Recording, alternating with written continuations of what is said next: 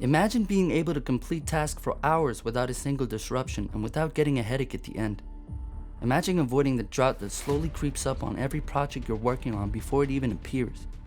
You're distracted, and it's what's holding you back from your dream outcome of a productive day. But you being distracted doesn't mean you have to get rid of it completely. Whenever you're about to pick up your phone, just ask yourself, is what I'm doing on my phone actually benefiting me in the long run? Or is it hurting me? You see, most people never stop to reflect on what they're doing wrong. That's why habits are so effective. You do something without even thinking about it. The actions that you perform on a day-to-day basis are automated. Even brushing your teeth. You might think that I'm wrong here because you remember always having to remind yourself that you have to brush your teeth. That's because it's an obvious habit. Obvious in the sense that it's right there in front of you every morning. That's your cue. It's more of a subconscious thing than a conscious decision.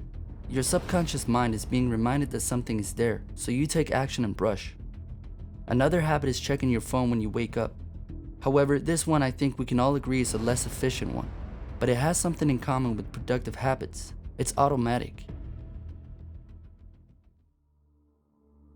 Automated habits don't necessarily mean that they're good or bad. They're just habits. They can become useful, or you could end up shooting yourself in the foot with them. A man once worked at a clothing store. One day he had to serve a row of customers who all had gift cards. When the value was down to $0, he had to cut the cards in half with a pair of scissors. He'd become so accustomed to the motion of cutting cards that he accidentally cut an actual credit card in half because his subconscious mind thought it was a gift card.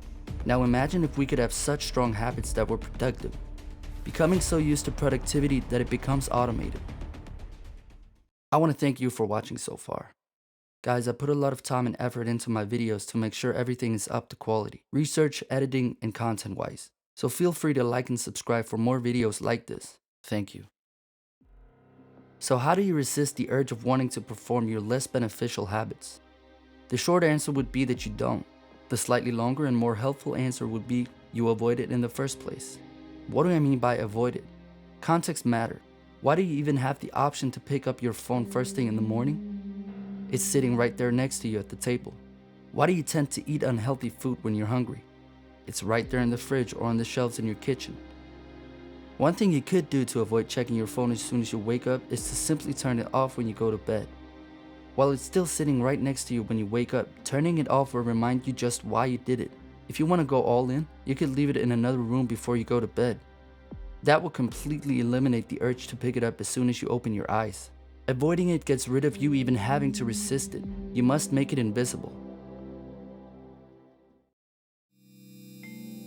Social media can be good, but it can also be really bad for you. If you're addicted to social media, your level of productivity decays in almost every aspect. For starters, we all know how sleep ties in with productivity. If you're tired all the time, parts of your brain are temporarily disabled. If you can learn to control your usage, you'll have an easier time dealing with sleep, reverting you back to a more calm and collected state of mind. Another aspect is focus. Most young people nowadays struggle with focus, and social media plays a big part in that. Platforms like TikTok are literally stealing their focus. Are you one of the many young people who have been a victim of focus robbery? These are just a couple of common aspects. There are many more, hundreds in fact. You must be able to control your usage of social media. Is scrolling through TikTok for hours really benefiting your productivity? Is posting photos on Instagram making you happy in the long run? Or is it just temporary? Habits can never really be forgotten. They'll always stay in the back of your mind, even if you've done a good job of avoiding them. They can, however, be controlled. Like I said in the beginning, controlling doesn't necessarily mean getting completely rid of. You can still enjoy entertainment online and even on TikTok. Just don't fall into the habit of scrolling for hours without doing anything productive. Change of habits equals controlling usage. Controlling usage equals productivity. And that goes for pretty much anything.